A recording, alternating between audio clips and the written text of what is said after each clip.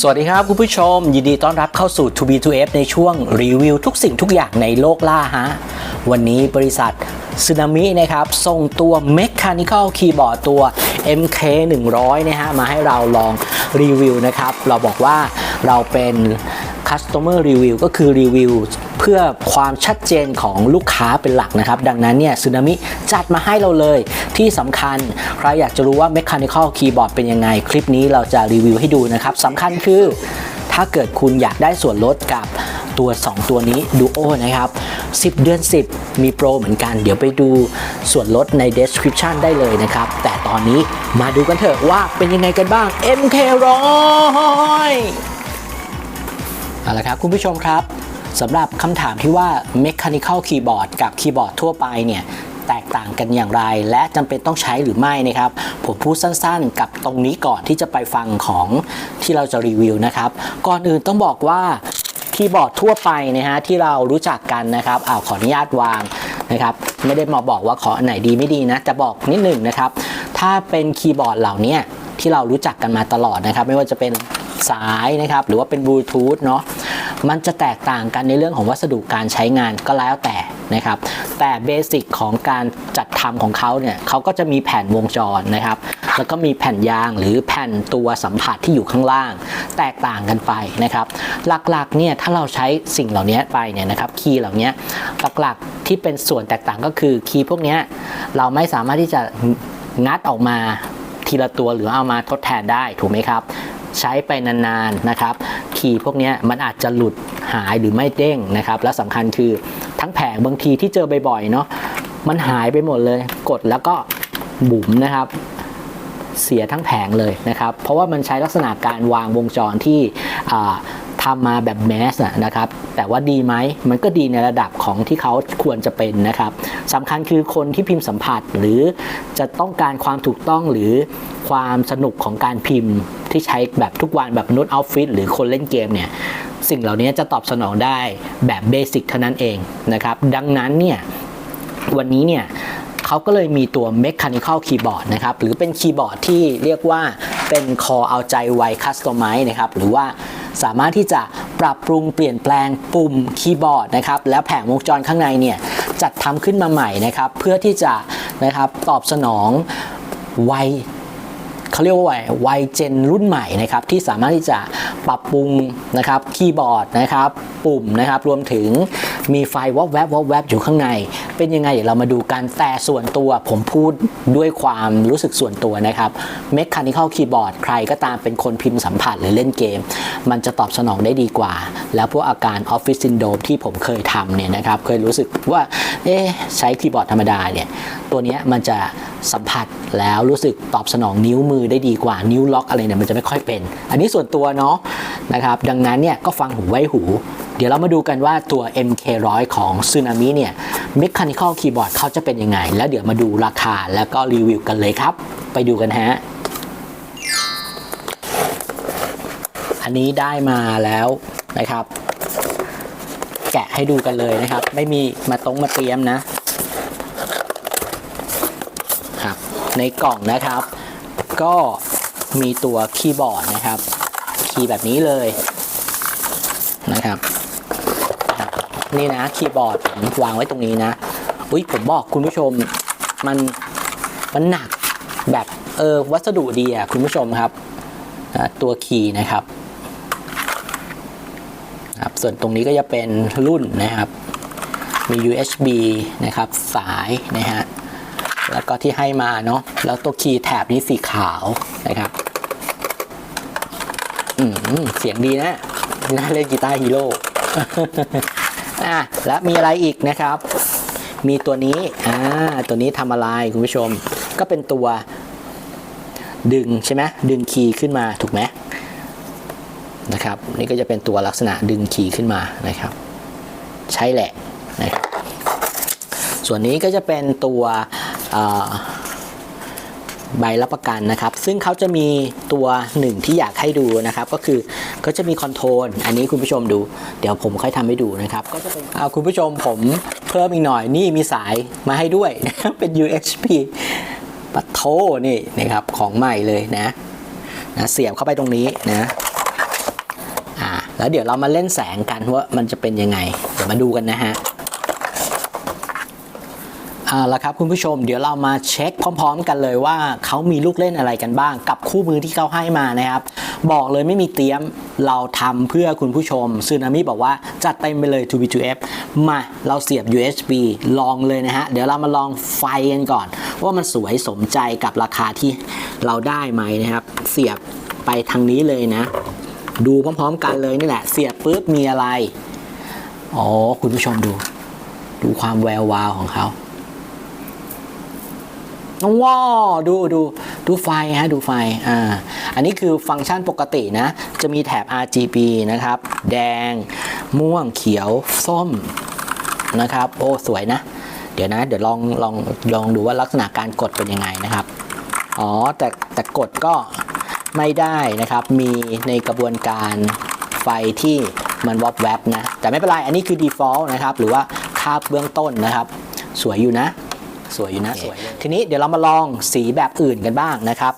ถ้าเป็นตัวคู่มือเนี่ยนะครับเขาก็จะมีถ้าด้านซ้ายเนี่ยเขาจะบอกเป็นเรื่องของช็อตคัทต่างๆนะครับเปิดอีเมลอันนี้เราไม่สนใจเราจะสนใจเรื่องของการใช้ไฟให้คุณผู้ชมดูนะครับเดี๋ยวเรามาลองดูนะครับว่านะครับพอเราปล่อยไว้สักพักนะเห็นไหมครับ default ของตัวสีนะครับก็จะเป็น ASDW นะครับมัน default ในเรื่องของการเหมาะการเล่นเกมเลยอ่ะอันนี้แบบเพิ่งเห็นเลยนะครับแล้วก็นี่นะครับฟังก์ชันคีย์บวกลบนะครับตัวคีย์บอร์ดเหมาะกับการเล่นเกมเลยนะนี่เขาบอกอะไรเพิ่มแสงสว่างได้5ระดับนะครับลดความสว่างนะครับกดล่างเป็นการลดนะครับบนเป็นการเพิ่มระดับเห็นไหมครับมันมีการไล่ระดับนะไฟนะอันนี้เจ๋งนะครับเพิ่มความสว่างลดความสว่างได้ฟังก์ชันบนฟังก์ชันล่างนะครับตั้งค่าเริ่มต้นฟังก์ชัน Escape ค้างไว้3 วินาทีนะครับฟังก์ชัน Escape ค้างไว้นะครับ3 วินาทีเป็นค่าเริ่มต้นอันนี้คือค่าเริ่มต้นนะครับสลับสีฟังก์ชัน Insert ฟังก์ชัน insert หา insert ไม่เจอ นี่insert คุณผู้ชมนี่ไงถ้าฟังก์ชัน insert นะครับเป็นเรื่องของสลับสีมี19แบบมีสีฟังก์ชัน19แบบวิบวับขนาดนี้ลองฟังก์ชัน insert นี่แบบที่2นี่แบบที่2นะฟังก์ชันแบบที่3นี่แบบที่3นี่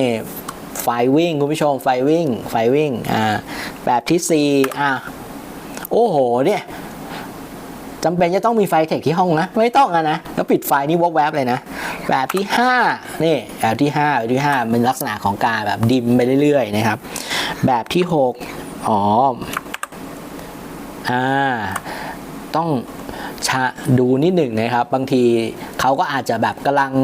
modify ตัวเองอยู่นะครับผมก็กดมั่วไปเลยนี่บอกนะ user จริงๆคุณผู้ชมแต่แบบนี้ผมชอบนะเนี่ยมีการม้วนตัวนะครับมันเวลามันแบบมีอารมณ์เพลงแต่เนี้ยแบบลักษณะเพลงช้านะโอ้กำลังฟินเลยนะลองแบบอื่นบ้างนะครับฟังก์ชัน insert แบบอื่นๆนะครับแต่อย่างที่บอกเนาะไฟพวกนี้มันลดความเร็วได้ด้วยนะถ้าขวาเห็นไหมมันจะเริ่มเร็วขึ้นเห็นไหมถ้าซ้ายมันก็ลดความเร็วแสดงว่าทุกRGB ขออภัยทุกฟังก์ชันของสีที่เกิดขึ้นนะครับไม่ว่าจะเป็นแบบไหนเนี่ยคุณสามารถที่จะเพิ่มหรือลดความเร็วเขาได้นะครับจากฟังก์ชันซ้ายขวาหรือว่าบนล่างเพื่อที่จะลดหรือว่าเพิ่มความสว่างนะครับอันนี้ผมชอบนะคือนี่ผมจะบอกว่านี่เป็นแบบ first impression ของผมเลยนะอยากจะบอกว่าแบบมันแบบสนุกดีนะครับเอาแหละเรื่องไฟประมาณนี้นะคุณผู้ชมแต่เรื่องพิมพ์สัมผัสเนี่ยผมอยากจะบอกว่าสิ่งหนึ่งที่ผมชอบมากนะครับก็คือนะครับฟหกดXR สวอะไรเดี๋ยวเราไปดูกันว่าหน้าจอของการพิมพ์นะครับเรามาเทสกันว่าคีย์เวลาพิมพ์เนี่ยเรากดได้มากกว่ากดพร้อมๆกัน 10-20 คีย์เนี่ยตัวเนี้ยมันโอเคไหมในเรื่องของการกดเข้าไปในตัวระบบนะเดี๋ยวเราไปเทสพร้อมกันเลยนะครับแล้วครับคุณผู้ชมเดี๋ยวเราต่อคีย์บอร์ดเข้าไปแล้วเราลองคีย์กับตัวนะครับตัวโปรแกรมดูนะว่ามันจะโอเคไหมนะครับลองคีย์เลยปุ๊บอันนี้3 อันคีย์ติดนะครับนี่4 อันคีย์ติดนะครับลองคีย์เลย นะครับตอบสนองไวนะดูนี่ฮะลักษณะการไทป์ของผมนะครับเห็นไหมครับผมไทป์แบบแหลกเลยนะครับผมอยากจะบอกว่าทุกครั้งที่ผมกดเข้าไปเนี่ยนะครับการตอบสนองของคีย์เนี่ยมันเด้งสู้มือนะครับแล้วมันทำให้การพิมพ์ของเราอ่ะมันรู้สึกไม่ต้องใช้แรงกดมากนะอันนี้ที่ผมสัมผัสได้นะครับตระกูล Mechanical นะครับมาให้ดูลักษณะของการสัมผัสนะครับการเด้งสู้มือแบบนี้นะครับคุณจะสัมผัสได้กับ Mechanical เท่านั้นนะครับถ้าเกิดเป็นคีย์บอร์ดธรรมดาเนี่ยบางทีกดลงไปแล้วมันไม่เด้งสู้นะครับคุณต้องใช้แรงกดมากๆมันจะเสี่ยงกับการที่ข้อมือคุณหรือนิ้วคุณเนี่ยนะครับเกิดความล้านะครับแต่อันนี้คือมันแบบสู้มือนะครับนี่คือข้อดีของ Mechanical นะครับแล้วถ้าคุณอยากจะปรับแต่ละปุ่มเนี่ยคุณไปซื้อมาเพิ่มได้อีกนะครับโอ้มันใช้ได้นะครับสีก็สวยนะครับถูกใจวัยรุ่นเลยนะอันนี้ผมชอบส่วนตัวเลยนะครับของสึนามิในการเด้งสู้มือนะครับเหมาะจริงๆกับคนชอบพิมพ์ชอบใช้คีย์บอร์ดนะฮะเอาละครับคุณผู้ชมแล้วเราก็ใช้ตัวนี้นะในการดึงคีย์บอร์ดออกมานะดึงคีย์มันออกมานะครับนี่คือข้อดีของ Mechanical นะครับเราก็อยากจะดึงใช่ไหมดึงมันออกมาครับนี่เห็นไหมคุณผู้ชมนี่คือข้อดีแล้วคุณก็จะเห็นข้างในนี้นะครับก็จะเป็นคีย์นะครับที่ลักษณะของการกดเห็นไหมมันเด้งสู้มืออย่างไรก็คือมันเด้งเพราะว่าตัวคีย์ข้างในเนี่ยมันคัสตอมไมซ์แยกคีย์เลยคุณผู้ชมเราสามารถซื้อคีย์สวยๆเนี่ยมาเปลี่ยนได้หมดเลยนะครับของสึนามิเขาก็จะมีของเขานะครับลองดึงออกหลายๆอันดูนะครับนะหายไปแล้วนั่นก็เป็นข้อหนึ่งที่อาจจะเป็นข้อเสียนะหายเลยเนี่ยคุณผู้ชมดูนะโอ้โหแบบสวยนะครับแล้วก็แต่สิ่งหนึ่งที่อาจจะไม่ใช่ข้อดีของผมก็คือมันหายได้ง่ายเนาะแล้วใครดูพวกนี้นะครับมันก็จะต้องดูแลนิดหนึ่งนะครับแต่คีย์โอเคเลยนะครับจริงๆคัสตอมไมซ์ได้หมดแหละพวกนี้นะครับขอบเขิบอะไรถ้าเรามีของนะครับเราใช้ได้หมดเลยนี่แหละคือความสุขของคนเล่น Mechanical Keyboard นะครับจริงๆสึนามิเขายังมีคีย์เป็นสีอีกหลายสีนะครับเอาไว้คัสตอมไมซ์อันนั้นเดี๋ยวค่อยว่ากันแต่อยากให้คุณผู้ชมเห็นลักษณะของความสุขของคนมี Mechanical Keyboard นะครับเรายังทำอะไรได้เยอะเลยกับแผงตรงนี้นะครับเอาละครับคุณผู้ชมครับก็มาถึงช่วงสุดท้ายแล้วนะครับหลังจากที่เรานะครับได้ลองแกะกล่องนะครับแล้วก็ลองใช้ตัว MK100 นะครับตัว Mechanical Keyboard ของสึนามินะครับผมบอกได้เลยว่าด้วยคุณภาพนะครับของวัสดุที่ใช้นะครับรวมถึงในเรื่องของการทดสอบใช้งานเบื้องต้นนะเอาเบื้องต้นก่อนเลยนะครับที่เราลองใช้เนี่ยสรุปข้อดีก่อนนะครับว่าเราเจออะไรบ้างนะครับบอกเลยว่าเบื้องต้นในราคาที่คุณซื้อหาได้นะครับแล้วก็เป็นราคาพิเศษด้วยนะสำหรับใครที่ดูคลิปนี้นะครับด้วยราคาที่คุณจะซื้อหาได้เนี่ยราคาเพียง1,000 กว่าบาทนิดๆเลยนะครับที่เป็นคอมโบเซตนะครับมีตัวเมาส์คีย์บอร์ดด้วยนะครับแล้วก็มีส่วนลดด้วยสำหรับใครที่ดูคลิปนี้ดูตาม description นะครับคลิปไปดูเลยนะครับผมบอกเลยว่า